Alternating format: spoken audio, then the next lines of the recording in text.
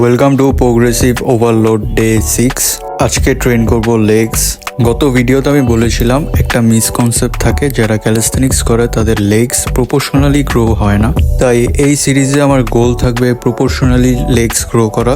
আমার মতে আপনি যদি লেগসকে একটু হাই রেপসে ট্রেন করেন, আপনি স্ট্রেংথ আর সাইজ দোনোটাই অ্যাচিভ করতে পারবেন। যে জিনিসটা আমি পার্সোনালি এক্সপিরিয়েন্স করেছি, যেখানে আমার ওয়েটেড ডিপস আর ওয়েটেড পুল আপসের ফেলিয়ার অ্যাচিভ করার রেপ রেঞ্জ থাকে 8 থেকে 12, সেইখানে আমি লেগসকে 12 থেকে 18 রেপ রেঞ্জের মাঝখানে ট্রেন করার চেষ্টা করি। তো লেগসের প্রথম মুভমেন্টের জন্য ডাম্বেল RDL এর 2 সেট, যেটা আমার গ্লুটস, লোয়ার ব্যাক আর হ্যামস্ট্রিং কভার করে। সেকেন্ড মুভমেন্ট স্ট্যান্ডিং লাঞ্জেসের 2 সেট, যেটা লেগসের ওভারঅল গ্রোথের জন্য বর্তমানে আমাকে হেল্প করতেছে। যাদের স্কোয়াট করার পরেও লেগসে গ্রো হয় না, তারা লাঞ্জেস অ্যাড করতে পারেন রুটিনে।